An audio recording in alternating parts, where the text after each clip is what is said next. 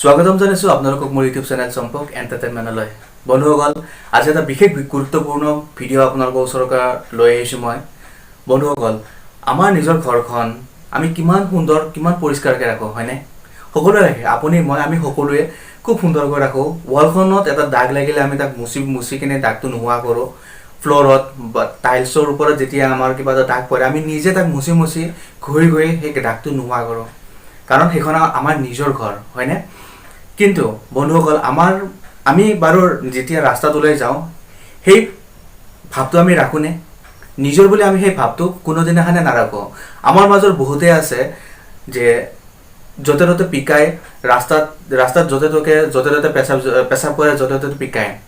আমি সকলোৱে সেইবোৰ লক্ষ্য কৰিছোঁ, কিন্তু কোনোদিনাখন সেইবোৰ মাতা নাই। এবাৰ মই মাতিছিলোঁ, যাৰ কাৰণে এখন কাজিয়াৰো সৃষ্টি হৈছিল। কিন্তু যি দেখিছোঁ মাতি একো লাভ নাই। আৰু এতিয়া এনেকুৱা এটা সিদ্ধান্ত লৈছে চৰকাৰে, যিটোৰ কাৰণে মই সঁচাকৈ খুব ভাল পাইছোঁ। আৰু এইকাৰণে পাইছোঁ যে এনেকুৱা মানুহক সঁচাকৈ পানিছমেণ্ট দিব লাগে। দেখাত বিলাসী গাড়ী এখনত উঠি যাব, কিন্তু দৰ্জাখন খুলি বাহিৰত ওলাই পেলাই পেচাব কৰাৰ বা আপোনাৰ পিট পেলোৱাৰ সিহঁতৰ সময় নাথাকে। গ্লাছখন নামাই পেলাই পিট মাৰি থৈ গুচি যায়। এইবোৰ ভাল স্বভাৱ নহয়। হ'ব পাৰে সিহঁতৰ বহুত ধনী ঘৰৰ মানুহ, টকা পইচা বহুত অজস্ৰ সম্পত্তি আছে, কিন্তু এই চৰিত্ৰ এই স্বভাৱবোৰ সঁচাকৈ বেয়া। কথাষাৰ শুনাত যদিও বেয়া শুনিছোঁ, কথাষাৰ যদি শুনাতো আপোনালোকে বেয়া শুনিছে, কিন্তু সঁচা কথা এইটো বন্ধুসকল। কাৰণ তেল মাৰি কথা কয় আজিৰ দিনত একো লাভ নাই, হয়নে নহয়? আপোনালোকে নিজে কওক। যদি মই কিবা ভুল কৰিছোঁ কমেণ্ট কৰিব। চাওক বন্ধুসকল, আমাৰ নিজৰ ঘৰখন যিমান আমি চাফ চিকুণকৈ ৰাখোঁ, আমাৰ দেশখন আমাৰ অসমখন আমি কিয় চাফ চিকুণকৈ ৰাখিব নোৱাৰোঁ? আপুনি নিজে চিন্তা কৰি চাওক। আপুনি যেতিয়া বাহিৰত গৈছে, আপোনালোকে নিশ্চয় বাহিৰত গৈছে, তাত কিমান পৰিষ্কাৰ আপোনালোকে দেখিছে নিশ্চয়। তাৰ পৰা যেতিয়া গুৱাহাটীত আহে কেনেকুৱা লাগে আপোনাৰ? এবাৰ নিজে আপুনি কল্পনা কৰি চাওক। সেইকাৰণে গুৱাহাটীতো এনেকুৱা এটা ব্যৱস্থা লৈছে, যিটোৰ কাৰণে মই বহুত ভাল পাইছোঁ। আপোনালোকে নিশ্চয় মোৰ থাম্বনেইলটো চাই গমেই পাইছে। গুৱাহাটীৰ ৰাজপথত এতিয়া পিকালে বা পেচাব কৰিলে এতিয়াৰ পৰা 1000 টকাকৈ ভৰিব লাগিব। কিন্তু মই 1000 টকাৰ সলনি এইটো 5000 কৰিলে বেছি ভাল পালোঁ হয়। কিয় জানেনে? 1000 টকাটো দি দিব আৰু নেক্সট টাইম এইটো ভুল কাম কৰিব, কিন্তু 5000 টকা দিবৰ কাৰণে সিহঁতে 10 বাৰ চিন্তা কৰিব, হয়নে নহয় বন্ধুসকল? তো আজি সেইটোৰ ওপৰত আমি ভিডিঅ'টো বনাব ওলাইছোঁ। তেনেহ'লে আহক ভিডিঅ'টো আৰম্ভ কৰোঁ আৰু গোটেইখিনি বস্তু আপোনালোকে এবাৰ চাই লওঁ।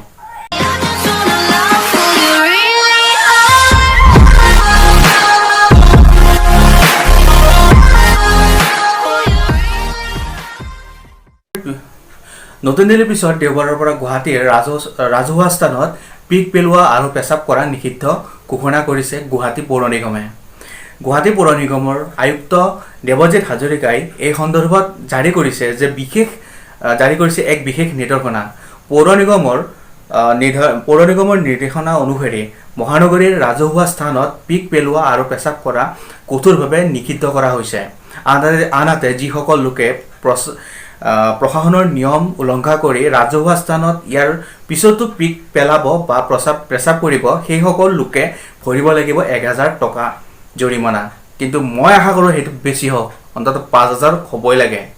উল্লেখযোগ্য যে ইয়াৰ পূৰ্বে কেন্দ্ৰীয় গৃহ মন্ত্ৰালয়ে লকডাউনৰ সময়ত দুৰ্যোগ ব্যৱস্থাপনা আইনৰ অধীনত ৰাজহুৱা স্থানত পিকোৱা শাস্তিমূলক অপৰাধ হিচাপে ঘোষণা কৰিছিল। মূলতঃ কৰোনা ভাইৰাছৰ সংক্ৰমণ ৰোধ কৰাৰ বাবে ৰাজহুৱা স্থানত পিক পেলোৱা আৰু পেচাব কৰা নিষিদ্ধ কৰা হৈছে, কিন্তু যিটো সদায়ৰ কাৰণে হ'ব লাগে মোৰ মতে। ভাৰতত কৰোনা ভাইৰাছত আক্ৰান্ত লোকৰ সংখ্যা 16000 অতিক্ৰম কৰাৰ বিপৰীতে ভাইৰাছৰ সংক্ৰমণৰ ফলত মৃত্যু হোৱা লোকৰ সংখ্যা বৰ্তমানলৈকে 527 অতিক্ৰম কৰিছে। এই যিটো ভাইৰাছ এতিয়া বৰ্তমান বহুত বিধ্বংসী ৰূপে আগবাঢ়ি আহিছে। তেওঁলোকৰ উদ্দেশ্য কেৱল এইটোৱে যে যেতিয়া পিক পেলাই বা পেচাব কৰে সেইটোৰ দ্বাৰা বেলেগৰো হ'ব পাৰে, সেইটো ভাবি তেওঁলোকে এইটো বন্ধ কৰিছে। কিন্তু মই অনুৰোধ কৰিছোঁ প্ৰশাসনক যাতে এইটো সদায়ৰ কাৰণে কৰে। বন্ধ কৰি দিয়ক গুটকা, বন্ধ কৰি দিয়ক পিক পেলোৱা, এইবোৰ পূৰা ছিষ্টেমটোৱে চেঞ্জ কৰি দিয়ক। মই অনুৰোধ কৰিছোঁ তেওঁলোকক। যদি ভিডিঅ'টো তেওঁলোকৰ কাণত পৰে বা তেওঁলোকৰ ওচৰলৈ যায়, মই সঁচাকৈ সুখী হ'ম। আৰু মই সঁচাকৈ কৈছোঁ, যদি এইটো পিক পেলোৱা বন্ধ কৰে তেনেহ'লে চাব আমাৰ গুৱাহাটীখন সকলোতকৈ ধুনীয়া চহৰ হিচাপে পৰিগণিত হ'ব। কাৰণ আমি যেতিয়া বাহিৰত যাওঁ আমাৰ নিজৰ লাজ লাগে যে আমি গুৱাহাটীৰ পৰা আহিছোঁ বুলি ক'বৰ কাৰণে, হয়নে বন্ধুসকল? আপোনালোকে নিশ্চয় গৈছে।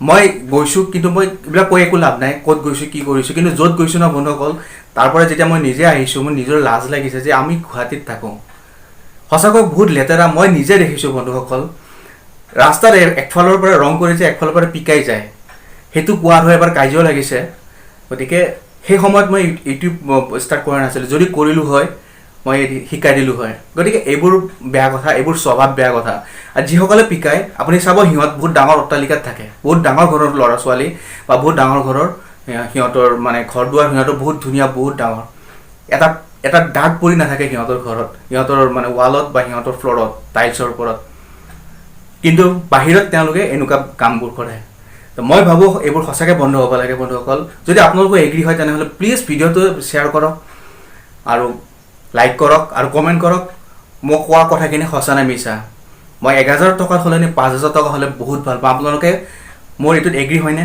যদি এগ্ৰী হয় প্লিজ কমেণ্ট কৰক মোৰ ভাল লাগিব যে আপোনালোকে মোক ছাপোৰ্ট কৰিছে বুলি আৰু পাৰিলে ভিডিঅ'টো শ্বেয়াৰ কৰক বন্ধুসকল বহুত বহুত ধন্যবাদ আপোনালোকৰ বহুমূলীয়া সময় দিয়াৰ কাৰণে মই যিখিনি কৈছোঁ মই কাকো ডাইৰেক্টলি কোৱা নাই বা মইতো কোনো উদ্দেশ্য নহয় কাৰো ওপৰত আঙুলি কৰাৰ কিন্তু যিখিনি কৈছোঁ সঁচা কথাই কৈছোঁ বন্ধুসকল কোনোবা ভাল পালেও মোৰ একো নাযায় বেয়া পালেও একো নাযায় নমস্কাৰ বন্ধুসকল বহুত ভাল লাগিল আপোনালোকে ভিডিঅ'টো শেষ কৰিছে আৰু যিসকল নতুন তেওঁলোকক মই অনুৰোধ কৰিছোঁ ভিডিঅ'টো ছাবস্ক্ৰাইব কৰিবৰ কাৰণে আৰু লাইক কৰিব আৰু বেল আইকনটো প্ৰেছ কৰিবৰ কাৰণে ধন্যবাদ আকৌ নতুন এটা ভিডিঅ' লৈ আপোনালোকৰ ওচৰত যাতে আহিব পাৰোঁ মোক আশীৰ্বাদ কৰক